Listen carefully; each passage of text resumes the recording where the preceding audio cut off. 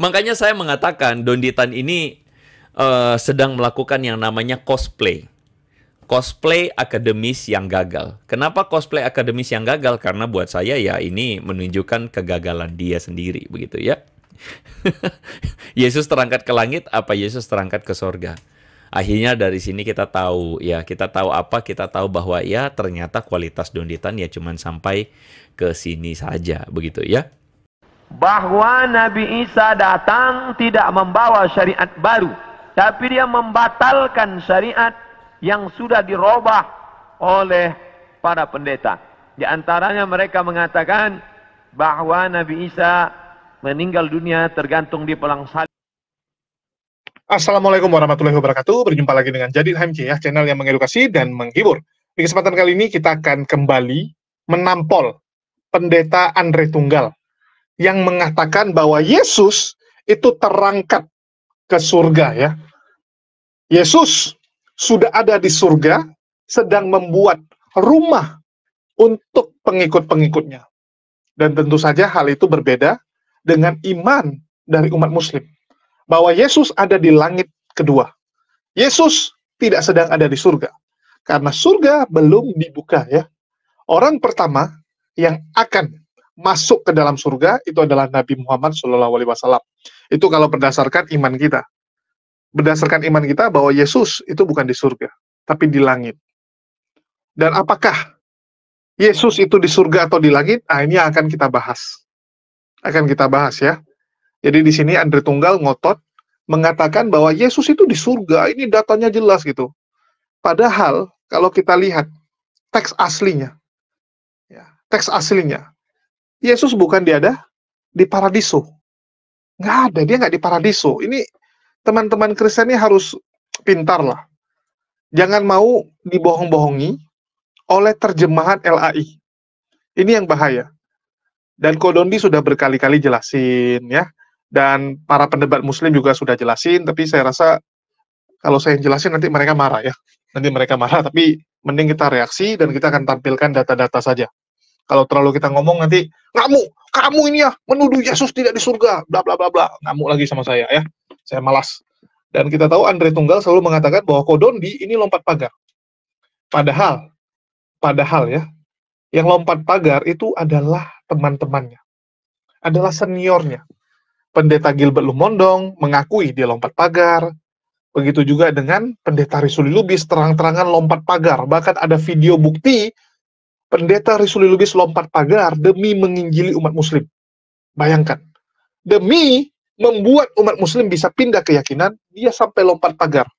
Itu benaran. Kalau Kodondi nggak pernah dia lompat pagar. Bahkan saya ragu dia bisa lompat pagar atau tidak ya.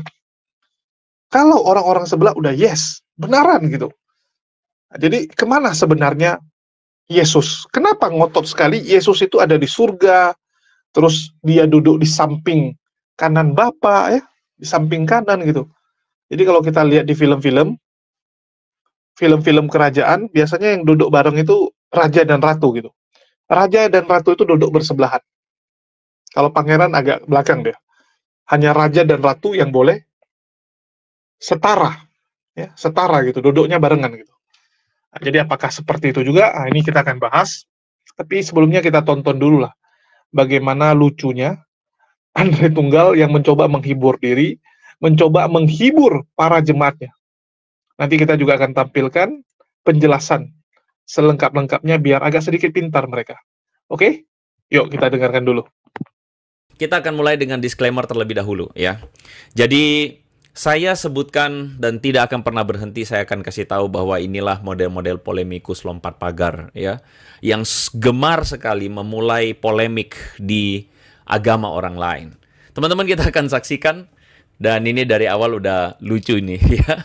Teman-teman siap-siap ya, siap-siap kita dengarkan apa yang jadi perkataan Donditan. Mari kita dengarkan. Nah, kalau kenaikan, ada hal yang ingin saya informasikan di sini. Yesus dinaikkan kemana? Kalau di Kisah Para Rasul kan diceritakan salah seorang yang bernama Stefanus melihat Yesus duduk di sebelah kanan. Ada yang bilang, pendeta, bahwa Yesus diartikan menerima segala kuasa. Ya. Tapi kalau duduk sebelah kanan, terus ada yang sebelah kiri nggak? sebelah kiri nggak? Terus ada yang sebelah kiri nggak?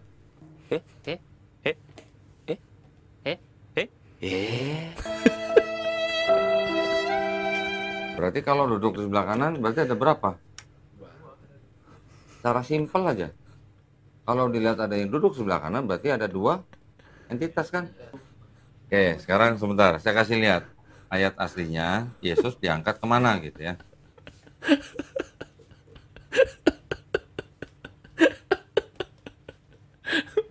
Teman-teman yang mengikuti, teman-teman pasti bengong ya. Bengong karena melihat Donditan yang yang benar-benar apa? Benar-benar ya udahlah, itulah gayanya. Teman-teman, saya cuma mikir aja, kenapa kok orang ini bertanya kalau Yesus di sebelah kanan, lalu yang di sebelah kiri itu siapa?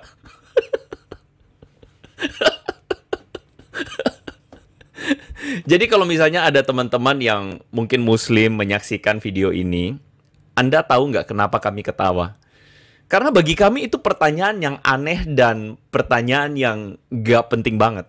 Tetapi hal-hal seperti ini dipertanyakan oleh orang-orang seperti Donditan yang justru menunjukkan bahwa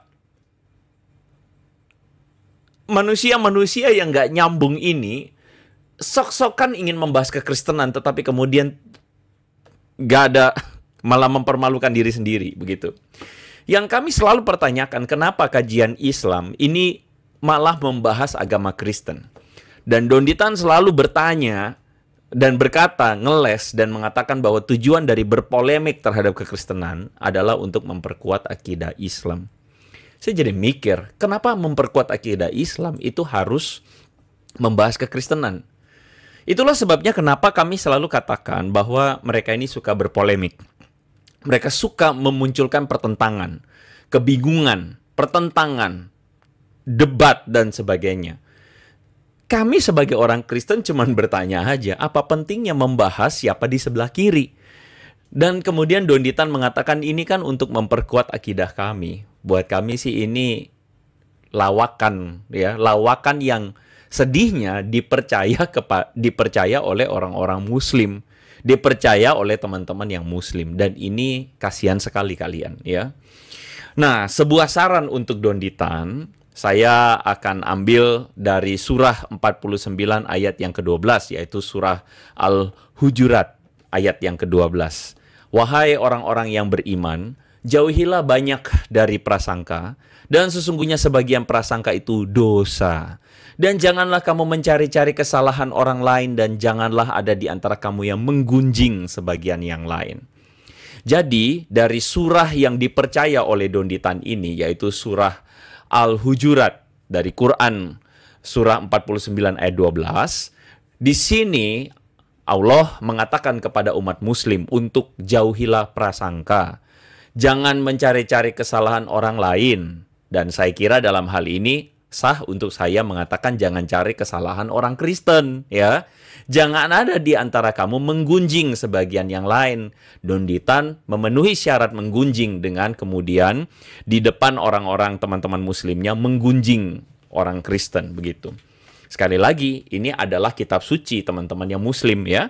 Kalau kita sih ya, saya karena Donditan Muslim ya, saya menunjukkan kitab Muslim begitu untuk Donditan, begitu untuk Kodondi. Jadi jangan cenderung melihat kesalahan orang lain, ya.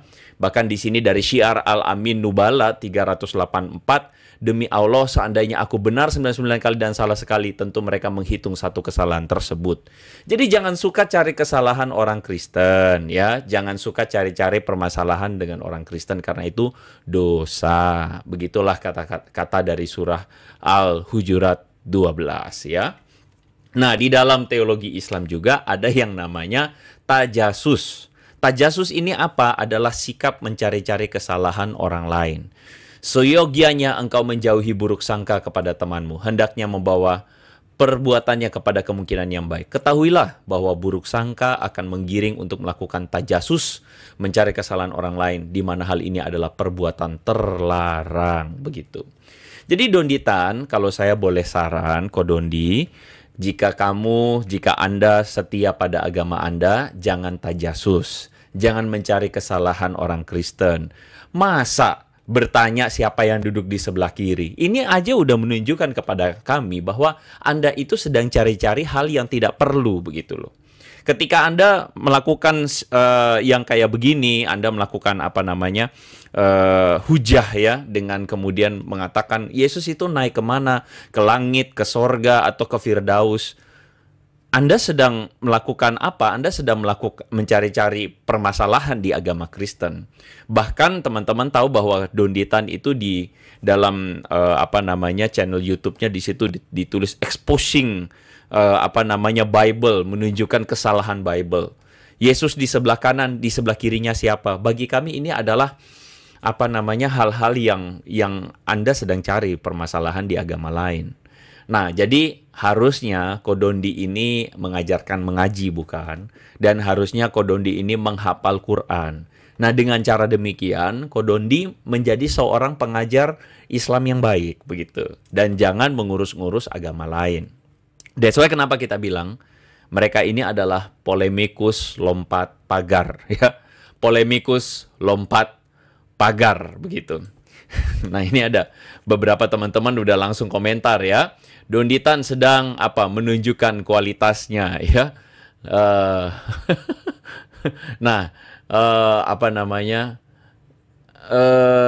Iya, masalah-masalah yang nggak penting jangan diributkan gitu kan ya.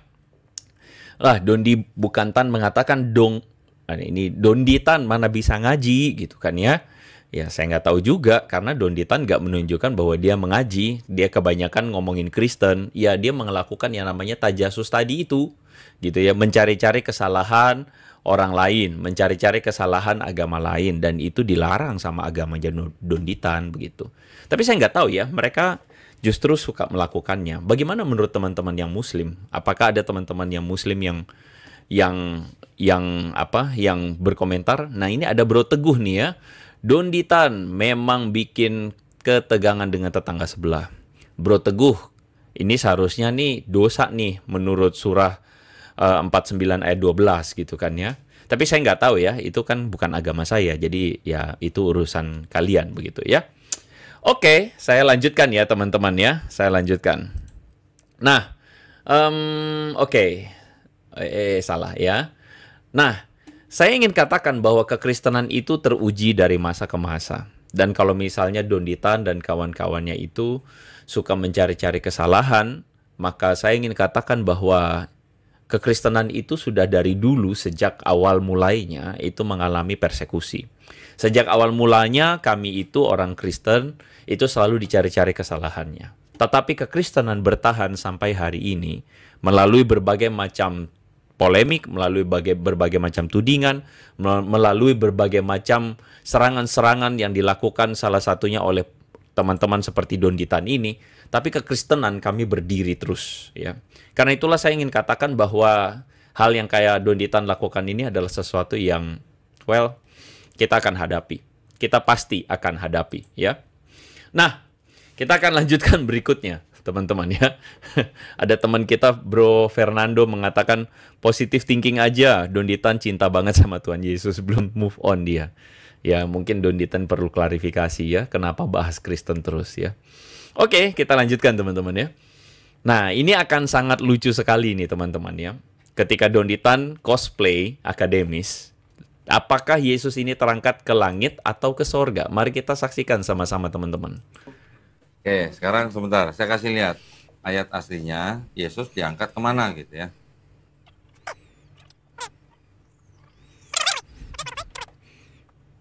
Kita bandingkan dulu ya nanti ya.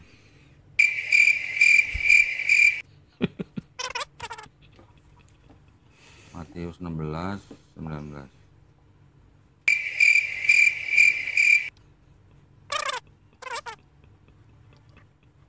Di sini kan ada kata-kata sorga ya. Coba dibacain.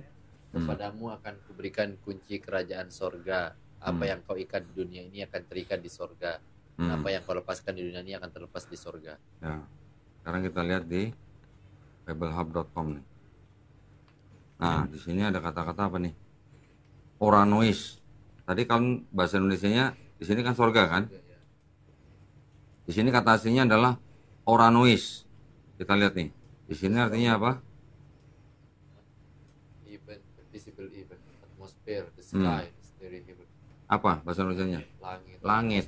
Catat dulu ya. Ini ada kata-kata oranois, tapi di bahasa Indonesianya diartikan sebagai sorga. Kalau yang tadi, Lukas berapa tadi tuh? Lukas 24. Nah ini. Kemana tuh? Diangkat ke sorga ya. Nah, di sini ada kata sama kan? 3772 kan? Oranois juga nih. Tadi kan kita udah cek nih, artinya ini. Langit kan? Harusnya langit kan? Ya. Apakah sama langit dengan sorga? Beda ya? Saya yakin teman-teman, kalau teman-teman nonton pun, teman-teman juga mungkin akan bingung dengan Don Ditan, apa yang Don Ditan lakukan. Karena itu yang saya bilang, mungkin teman kita tadi ngomong benar ya, bahwa ini bukan cari kesalahan, tetapi ya dia bikin sendiri kesalahan agama lain, begitu. Itu lebih tepatnya begitu. Jadi teman-teman, untuk membantu teman-teman adalah apa sih yang Don Ditan lakukan tadi? Don Ditan mempermasalahkan Matius 16 ayat 19 dan Lukas pasal 24 ayat 51. Di mana di dalam di dalam bahasa aslinya, yaitu bahasa Greek, di situ ditemukan kata uranos. Jadi Don Ditan kemudian mengatakan kata uranos ini seharusnya diterjemahkan langit dan bukan diterjemahkan sorga. Di dalam Matius 16:19 itu kan kepadamu, Tuhan Yesus mengatakan kepadamu kuberikan kunci kerajaan sorga. Lalu kemudian Lukas 24 ayat 51 juga berbicara tentang Yesus yang terangkat ke sorga. Lalu kemudian teman-teman, di situ Don Ditan mengatakan itu katanya adalah kata uranos. Nah, kata uranos ini bagi Don Ditan harusnya diterjemahkan langit dan bukan sorga. Nah, ini yang lucunya teman-teman. Jadi Don Ditan membuka-buka Bible Hub. Don Ditan membuka-buka leksikon ya. Dan disitulah dia kemudian ketemu uranos. Dan dia mengajak jamaahnya untuk membaca. Membaca apa? Arti kata uranos. Don Ditan, nah ini kalau teman-teman lihat ini kan agak gelap, agak kabur ya. Saya berikan kepada teman-teman yang jernih saja. Nah, di sini teman-teman kata uranos, konkordansi 3772, Don Ditan mengatakan apa artinya? Artinya adalah langit, the sky, begitu. Lalu Don Ditan mengatakan harusnya diterjemahkan langit dong. Yesus pun terangkat ke langit dong, gitu. Teman-teman perhatikan baik-baik. Konkordansi 3772 adalah uranos translasinya. Definisinya adalah heaven. Heaven ini adalah sorga. Tetapi Don Ditan mengatakan kepada anak-anaknya, the sky, ini kan langit. Dia tunjuk ke sini, tapi dia nggak mau tunjuk yang di sini. Begitu. Nah, ini aneh bukan? Don Ditan, the konkordansi ini dengan clear menyatakan apa? Menyatakan bahwa Uranos itu adalah sorga, Kodondi. Ya, nih, Uranos artinya apa? Heaven, singular. Jadi kata Uranos itu memang bisa diartikan heaven dan bisa juga diartikan the sky. Bisa juga diartikan langit, tapi bisa juga diartikan sorga. Nah, ini saja menunjukkan bahwa Don Ditan tidak mampu berargumen dengan jujur. Dan kalaupun dia tidak jujur, kemungkinannya tuh cuma dua, teman-teman. Antara dia tidak bisa jujur, atau dia tidak bisa baca, atau dia tidak bisa memenuhi, membaca itu argumentasi, membaca itu definisinya semua. Mohon maaf Kodondi. Ini saja menunjukkan bahwa Anda tidak, saya berasumsi bahwa Anda seharusnya mengerti bahwa kata Uranos itu diterjemahkan heaven. Tapi ketika Anda mengatakan begitu kepada anak-anak yang Anda sedang ajar, maka kami bisa melihat bahwa Anda tidak jujur di sana. Atau kemungkinan yang kedua adalah berarti Anda memang tidak bisa membaca definisinya secara full. Definisinya di sini dikatakan heaven. Clear Kodondi, ini heaven, ini sorga. Tetapi Anda menggiring opini kepada anak-anak Anda, kok diterjemahkan sorga? Terus kemudian anak-anak yang sedang Anda ajar, cuman ho-ho-ho doang. Bagi saya, itu saja sudah menyedihkan. Makanya saya menyebutkan bahwa kajian Kristologi ini adalah kajian yang menyedihkan. Karena secara jujur Anda tidak bisa menunjukkan kualitas akademis yang seharusnya. Bahkan di depan mata Anda harusnya tidak bisa menyangkali bahwa ini adalah heaven. Ya, ini adalah heaven. Heaven, ini clear ya. Makanya saya mengatakan Donditan ini sedang melakukan yang namanya cosplay. Cosplay akademis yang gagal. Kenapa cosplay akademis yang gagal? Karena buat saya ya ini menunjukkan kegagalan dia sendiri, begitu ya. Yesus terangkat ke langit, apa Yesus terangkat ke sorga? Akhirnya dari sini kita tahu ya, kita tahu apa? Kita tahu bahwa ya ternyata kualitas Donditan ya cuman sampai ke sini saja, begitu ya. Ya, teman-teman sudah saksikan ya bagaimana si Andre Tunggal kembali mencoba menghibur jemaatnya. Karena kalau nggak dihibur, nanti mereka bisa mualaf. Harusnya dia bikin kayak Pendeta Rizuli Lubis juga ya. Kalian jangan sampai mualaf ya. Walaupun kalian sering nonton Donditan, kalian sering menonton pendebat-pendebat Muslim, jangan sampai kalian mualaf. Nanti kalau kalian mualaf, saya nggak ada jemaat lagi. Harusnya dia buat cerita-cerita sedih lah. Itu jauh lebih bagus. Dia coba menghibur diri dengan ketawa, dengan bertanya. Ngapain si Kodondi ini bertanya? Kalau Yesus duduk di sebelah kanan, siapa yang di sebelah kiri? Loh, bertanya pun salah sekarang ya. Saya bingung gitu. Contoh gini nih. Ada orang bilang, Andre Tunggal kemarin di acara pesta, dia duduk loh di sebelah kanan. Oh masa? Pasti orang kan nanya gitu kan, yang dengar. Oh masa? Andre Tunggal duduk di sebelah kanan. Iya, dia duduk di kanan. Di pentas dia duduk di kanan. Pasti orang kan nanya, dia duduk sama siapa? Siapa saja yang duduk di depan itu? Orang akan tanya, itu wajar. Karena kalau ada sebelah kanan, pasti ada sebelah kiri.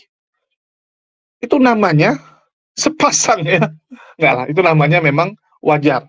Sesuatu yang pasti. Kalau ada kanan, pasti ada kiri. Itu udah hukum alamnya seperti itu. Kalau ada yang namanya utara, arah utara, artinya ada arah selatan, timur, barat. Itu sudah hukumnya. Kecuali di luar angkasa. Di luar angkasa kamu nggak bisa bilang mana yang utara, mana yang selatan. Nggak ada. Ya. Karena sudah masuk di mana arah itu sudah nggak berlaku. Kalau bicara kanan, pasti ada kirinya. Kalau nggak, dia pasti akan bilang, Yesus bertatah duduk di surga. Udah selesai. Kenapa disebut kanan? Coba, teman-teman coba renungkan. Kenapa disebut kanan? Artinya, ada makna tersirat bahwa ada yang di sebelah kiri. Itu ingin menunjukkan bahwa Yesus dan Bapa sama-sama memerintah di surga. Kan seperti itu. Bahkan kalau dibilang, Yesus duduk di sebelah kanan Bapa, apakah itu cuma berdua? Bisa jadi malah lebih rame. Yesus duduk di sebelah kanan Bapa, di sebelah kanan Yesus ada lagi Roh Kudus. Di sebelah Roh Kudus nanti ada lagi Bunda Maria. Bisa jadi. Betul tidak? Karena ayatnya nggak menutup gitu. Nggak istilahnya yang bertata, yang ada di surga, hanya dua. Yesus yang di sebelah kanan, dan Bapa yang di sebelah kiri. Enggak. Tapi dikatakan Yesus di sebelah kanan Bapa. Jadi bisa jadi di sebelah Yesus ada lagi. Di sebelah kiri Bapa ada lagi yang lain. Kan begitu. Bisa jadi. Nah, ini bisa jadi gitu. Ya, jadi kenapa disebut seperti ini? Harusnya teman-teman berpikir. Bukan malah ketawa. Ya, bukan malah kayak si Andre Tunggal gitu. Coba menghibur diri. Dengan mengatakan, apa sih pentingnya membahas siapa yang ada di sebelah kiri Yesus? Apa pentingnya gitu dia bilang. Apa pentingnya? Pentinglah untuk iman kalian. Harusnya kalian yang bertanya. Malah Kodondi membantu kalian bertanya. Kenapa itu penting? Coba saya tanya teman-teman. Kenapa penting untuk mengetahui siapa yang duduk di sebelah kiri Yesus? Supaya kalian jangan tertipu. Itu pentingnya. Coba kalian bayangkan. Seandainya yang duduk di sebelah kiri Yesus rupanya adalah setan. Jadi Yesus di sebelah kanan. Setan di sebelah kiri dari Bapa, atau ada Bapa, atau cuma langsung setan. Takutnya kan seperti itu. Rupanya setan juga duduk bareng. Salah-salah rupanya mereka selama ini sedang main action. Sudah main film. Ada bad cop, ada good cop. Ada yang jadi polisi baik, ada yang jadi polisi jahat. Kan biasa gitu. Kalian lihat tuh kalau di film-film. Nanti satu temannya yang bagian kasar. Jadi bad cop-nya. Nanti temannya yang satu jadi good cop-nya. Takutnya seperti itu. kalau kalian nggak tahu siapa saja tuh yang duduk di sana. Mana tahu di sebelah kiri Bapak ada yang lain kan gitu, ada setan, ada Bunda Maria, ada siapa, nggak tahu kita. Jadi kalau bertanya kenapa salah? Bertanya itu sesuatu hal yang wajar. Bertanya itu satu hal yang wajar. Yang nggak wajar tuh udah dikasih tahu ngeyel, udah dikasih tahu ngotot, itu yang nggak wajar. Ya, itu yang kita nggak wajar. Tapi kalau dikasih tahu, orangnya terima ya wes. Apa salahnya? Betul tidak? Kalau kalian kasih tahu, terus kalau Doni bilang, oh salah, yang benar tuh seperti ini, dia tunjukkan data yang lebih bagus. Dia bisa berhasil membuktikan hal yang lebih bagus. Kenapa nggak diterima? Betul tidak? Andre Tunggal, sekarang keren dia. Bawa-bawa Quran. Ya. Dia bawa Quran. Surat Al-Hujarat 12 ya.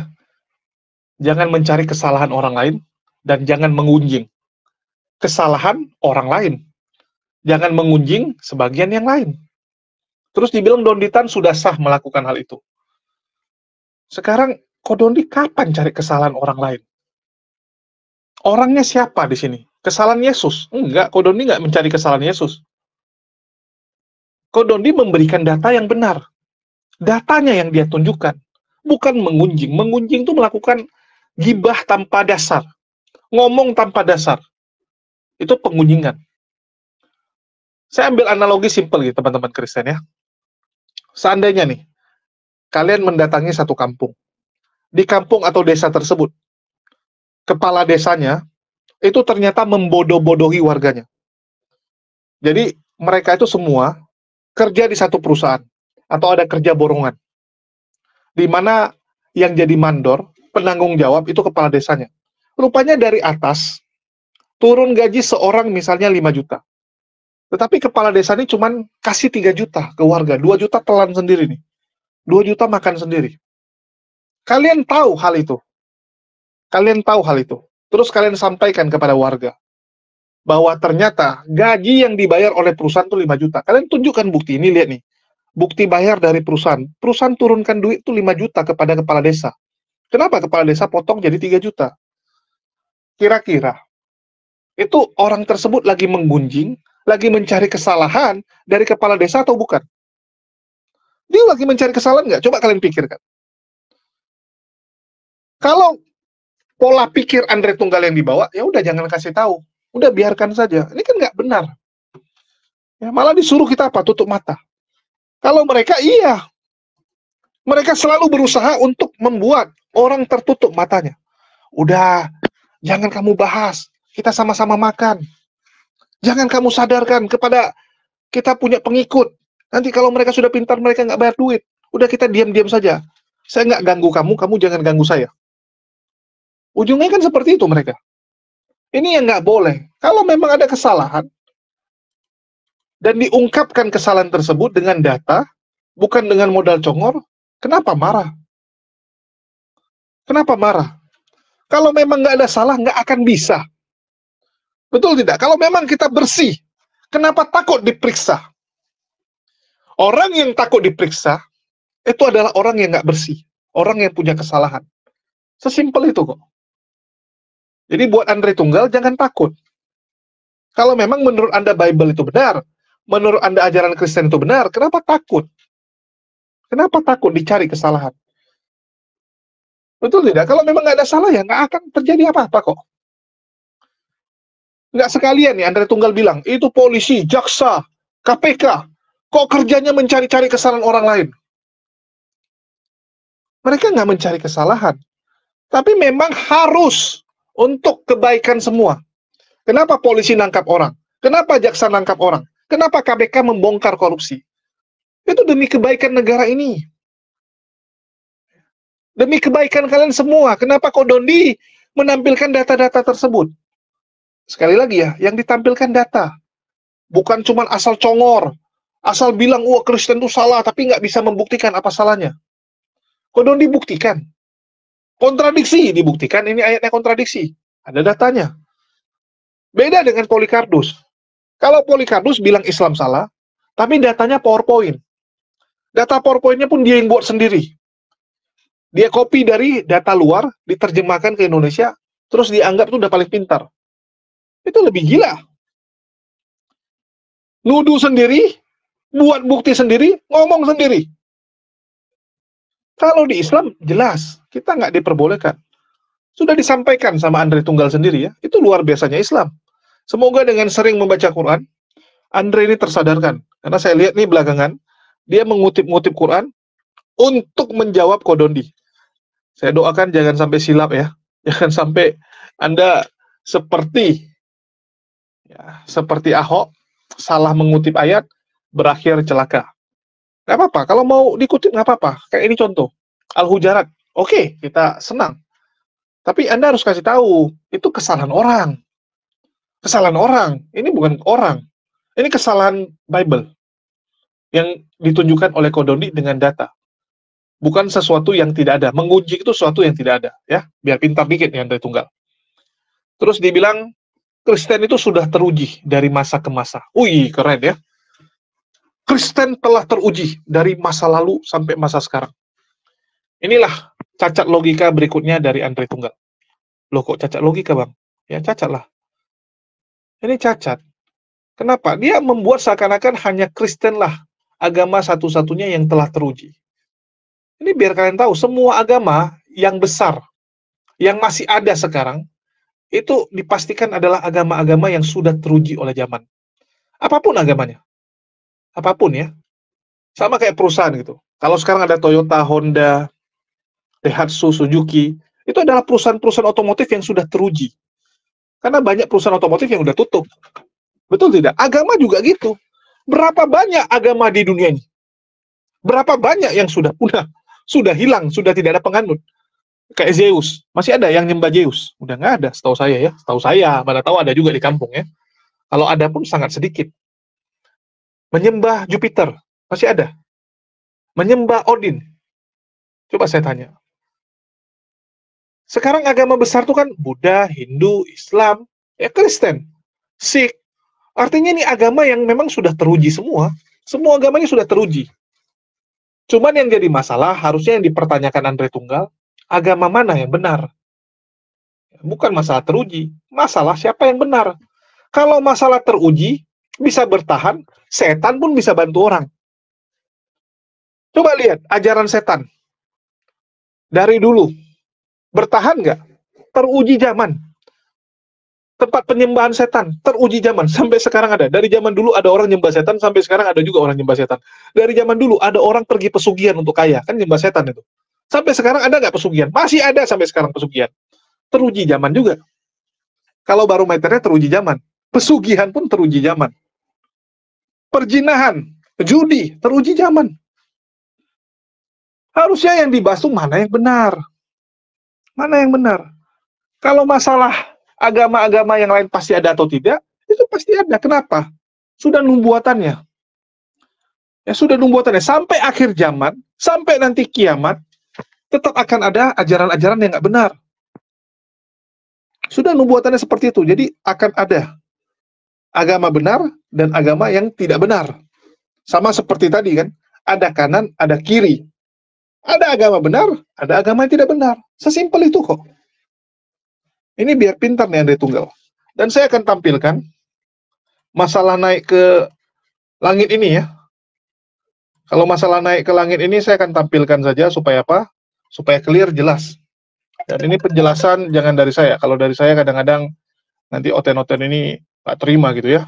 Ya, untuk penjelasan kemana Yesus, ke surga atau kemana, kita dengar penjelasan dari Ustadz Abdul Somad dulu ya. Kemudian hadis berikutnya disebutkan juga dalam Sahih Al-Bukhari. Apa kata Nabi SAW? Tetap dari Abu Hurairah. La taqumus sa'ah, tidak terjadi hari kiamat. Hatta yanzila fikum ibnu Maryam, sampai datang anak Maryam. Yang dimaksud dengan anak Maryam adalah Nabi Isa alaihissalam, hakaman muqsitan, sebagai seorang hakim yang adil. Mungkin keadilan susah didapatkan dari manusia yang condong kepada harta dan hawa nafsu, tapi kerana dia seorang nabi, bukankah dia sudah mati, meninggal dunia? Barrafa'ullah wa ma qataluhu, mereka tidak berhasil membunuhnya. Wa ma salabuhu, mereka tidak berhasil menyalibnya. Walakin syubbiha lahum, ada orang lain yang diserupakan wajahnya dengan Isa. Dialah Yudas Iskariot, dialah Yahuza yang kemudian ditangkap oleh tentara daripada Yahudi yang benci akan Isa, dan mereka menyalibnya di tiang Golgota, dan mereka mengatakan inilah dia. Maka kata Allah, wa ma qataluhu yaqina, mereka tidak yakin seyakin-yakinnya tentang itu. Sampai akhirnya pada tahun 324 terjadilah konsili, pertemuan pertemuan seluruh pendeta-pendeta, dan mereka berhasil menyepakati di sebuah kota bernama Nisea. Sekarang letaknya di Turki. Yang dulu kota itu besar dibina oleh seorang raja bernama Konstantinopel, yang kemudian kota itu dirubah oleh Muhammad Al-Fatih menjadi kota Islambul. Islambul, kota Islam, negeri Islam, yang berubah menjadi Istanbul.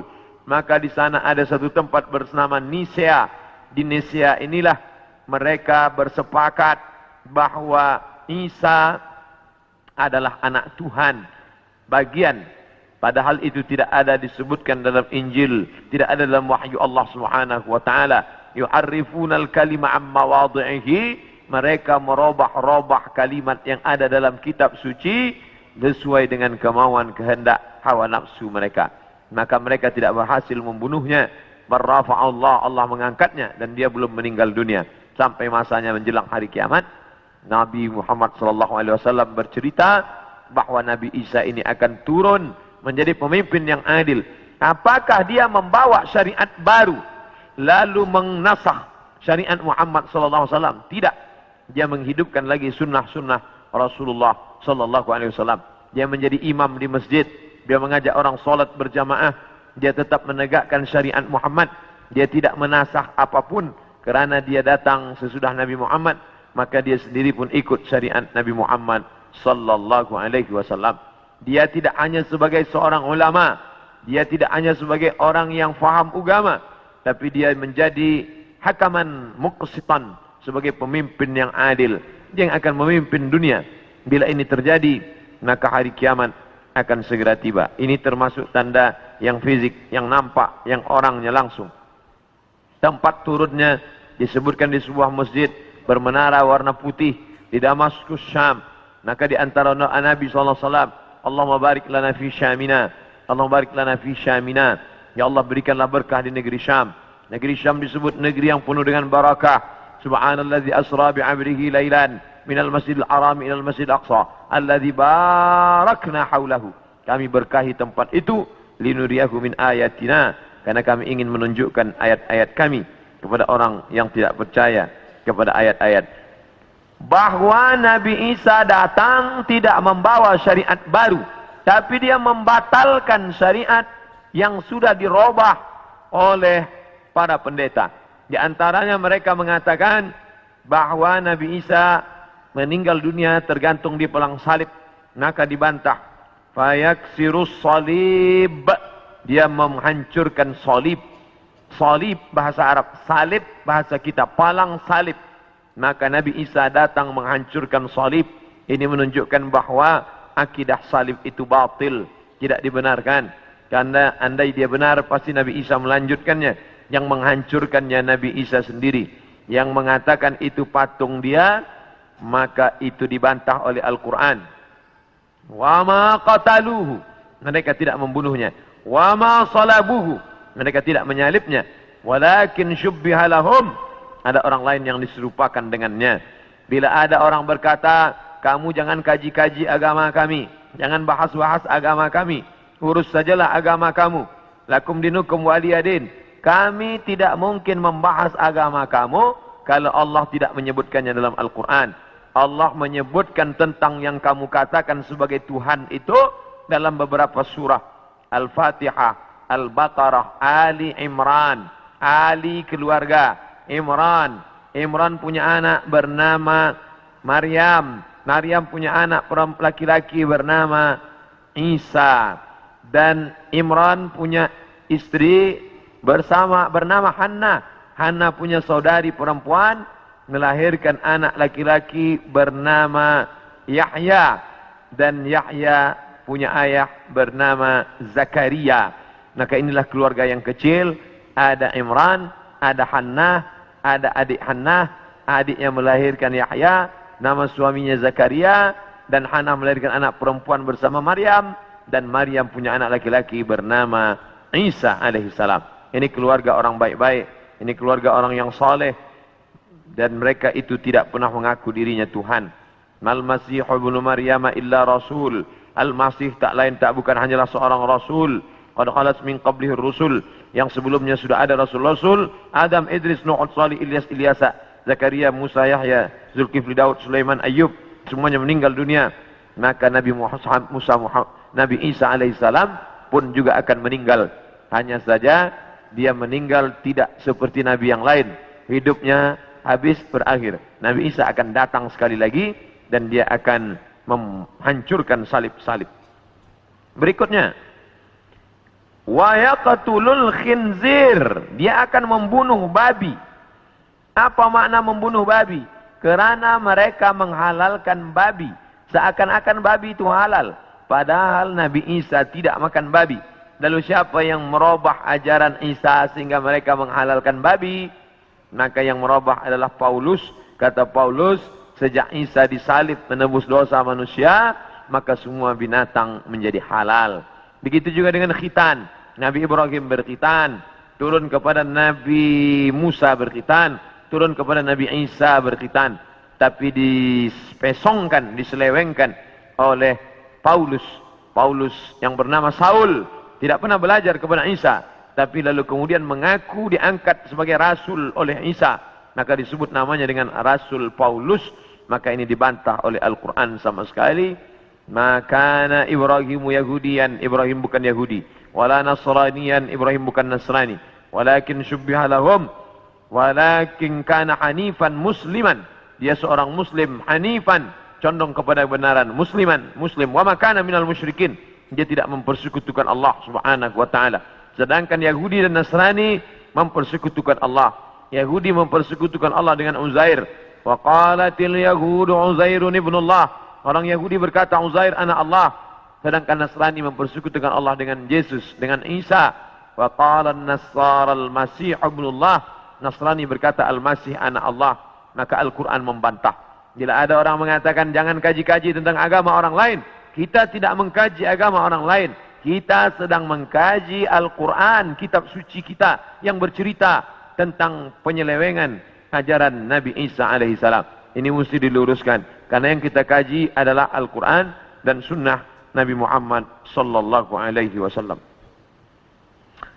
Wa yada'ul jizyah. Nabi membatalkan jizyah, upeti, pajak yang sebelumnya diterapkan oleh Raja Romawi dan Persia. Mereka hidup dengan cawan-cawan emas, pakaian sutra, tempat tidur yang tebal, dengan banyak-banyak pasangan, dengan istana yang megah.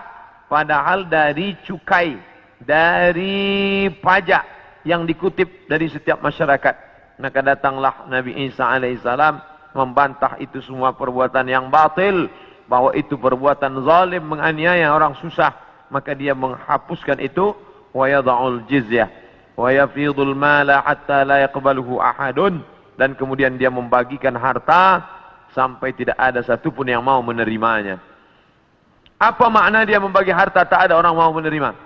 Kerana orang sudah merasa cukup, tidak lagi merasa perlu banyak. Kerana masalah harta ini tidak ada batasnya. Lau kana libni Adam wadiyan min zahab, seandainya manusia itu memiliki satu lembah daripada emas, ini ada bukit, di sini ada bukit, ada tanah yang turun ke bawah, tempat bercocok tanam. Lalu kemudian berubah dia menjadi emas, maka manusia tidak pernah berkata cukuplah emas yang banyak ini, tidak. Tapi dia akan berkata mana lagi, mana lagi. Dia terus meminta. Walan tamla fahu illa turab, sampai mulutnya diisi tanah, masuk ke liang lahat, barulah dia merasa cukup, barulah dia katakan enough, barulah dia katakan cukup, tidak lagi lebih daripada ini.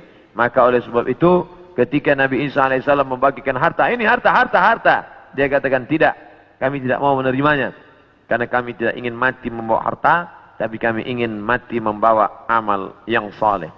Kita lanjutkan. Yang terakhir, hadis masih dari Abu Hurairah radhiyallahu anhu. Kitabnya Sahih Bukhari. La taqumus sa'ah, tidak akan terjadi hari kiamat hatta tuqatilul yahud, sampai kalian memerangi orang Yahudi. Hatta yaqulul hajar, sampai batu berkata. Batu besar, tempat orang bersembunyi dari serangan musuh. Batu itu berkata, apa kata batu itu?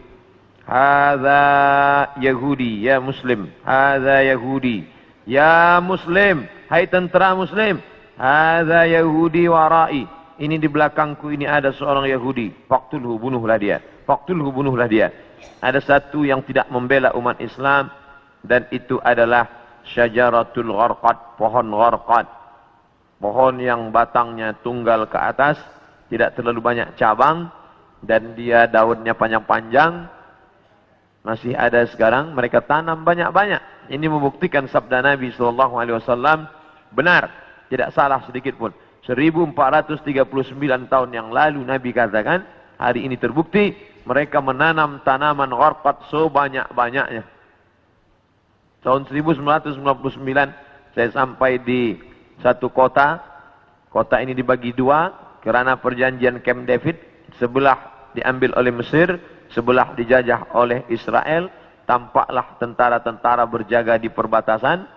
Maka Rafah, nama kota tersebut Rafah. Maka kita bisa melihat menghijau. Sementara yang di Mesir ini menguning gurun pasir, sedangkan yang di sana menghijau. Kenapa hijau? Mereka tanam pohon gharqad. Nabi sudah mengatakan itu 14 abad yang lalu, bahwa mereka akan bersembunyi di balik pohon gharqad. Subhanallah, Masya Allah, Tabarakallah. Mereka bersembunyi di belakang batu-batu berkata, ya Muslim, hai tentara Muslim, ada Yahudi di belakangmu, ini di belakangku ada Yahudi, faqtulu, bunuhlah dia. Oleh sebab itu maka ini hadis mukjizat Nabi SAW luar biasa. Andai orang Yahudi itu musnah, seperti musnahnya kaum Ad, kaum Thamud, kaum Madian, kaum Iram, kaum Fir'aun, musnah. Tapi Yahudi tidak musnah, dia tetap kekal sampai hari ini. Sampai terwujudnya janji Nabi Muhammad bahwa tidak akan terjadi hari kiamat sampai kamu memerangi Yahudi. Yahudi di dunia ini jumlahnya hanya 12 juta, hanya 16 juta saja.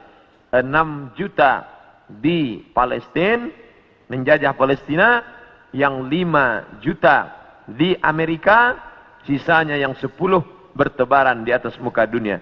Ada Yahudi Rusia, ada Yahudi Arab Maghribi, Maroko, ada beberapa Yahudi di Maghribi, karena ketika itu raja daripada Spain mengusir seluruh pendatang dan larilah mereka ke negeri Islam. Ini menunjukkan Yahudi antara tiga. Dia tidak dapat diterima oleh Nasrani, tapi dia bisa diterima oleh Islam. Islam menerima mereka, marhaba ahlan wa sahlan, sampai mereka punya negeri, bercucu, bersahabat, berkawan dengan kaum muslimin yang ada di Maghribi, kerana mereka diusir dari Andalusia. Padahal mereka dekat dengan Andalusia, dekat dengan Kristian, dekat dengan Nasrani, tapi mereka justru lebih nyaman, lebih dekat berkawan dengan orang Islam, karena Muslim itu wa ma arsalnaka illa rahmatan lil alamin. Apapun yang terjadi, kita tetap siap siaga. Mau kiamat terjadi hari ini, besok, pagi, petang, kita tetap beriman dan beramal soleh. Maka saya tidak menjelaskan secara panjang lebar tentang masalah satu persatu, tapi kita kaji berdasarkan beberapa hadis-hadis Nabi Muhammad sallallahu alaihi wasallam. Yas'alunaka 'anis sa'ah. Mereka bertanya kepadamu tentang hari kiamat. Qul la yujalliha illa liwaqtiha. La yujalliha liwaqtiha illa hu.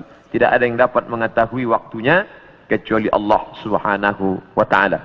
Adapun ada orang mengatakan tak sampai 1500, hanya sekitar beberapa tahun lagi, itu ijtihad dia. Tolong kita bedakan antara hadis dengan ijtihad orang terhadap hadis. Ini hadis, ini ijtihad hadis. Jangan katakan ijtihad ini adalah hadis, karena hadis ini dari Nabi, sedangkan ijtihad adalah dari ulama yang membaca hadis-hadis Nabi Muhammad sallallahu alaihi wasallam.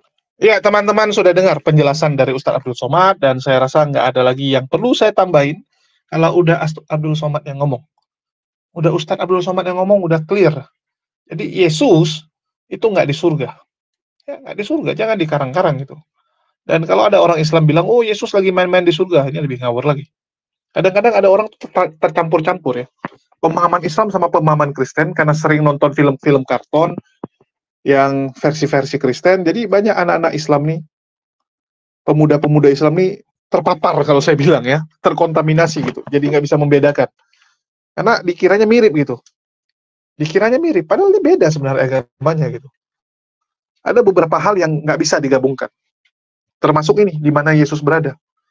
Kalau kamu nonton karton, film-film anime, atau apapun lah, yang dibuat oleh teman-teman kita Kristen, ya tentu saja gambarannya Yesus sedang di surga. Itu jangan kamu pakai. Kalau kamu pakai, sesat kamu nanti, bingung kamu. Kalau kamu Muslim, kecuali kamu Kristen, nggak apa-apa kamu pakai itu.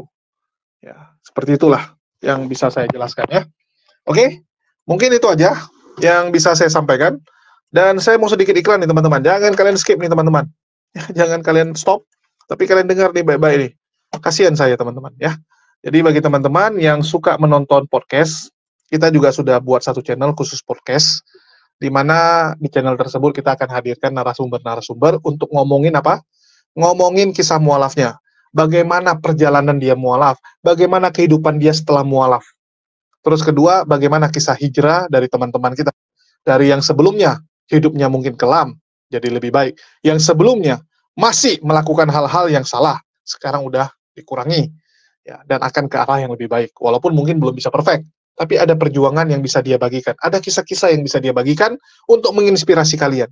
Begitu juga dengan kisah-kisah para pendebat. Kita akan angkat juga. Kenapa dia berdebat? Kenapa Uni Rifani ngotot berdebat dengan Oten? Kenapa Bang Zuma? Ya, siang, pagi, malam, terus berdebat. Nah, kita akan tanyakan. Dan itu akan kita hadirkan di channel Kisah HMC. Bagi teman-teman, mungkin sebagian sudah ada yang tahu ya. Kita ada channel podcast namanya Kisah HMC. Mungkin langsung saja. Ini teman-teman soalnya pasti main cepat-cepat. Ya, nama channelnya Kisah HMC. Ini channel khusus podcast.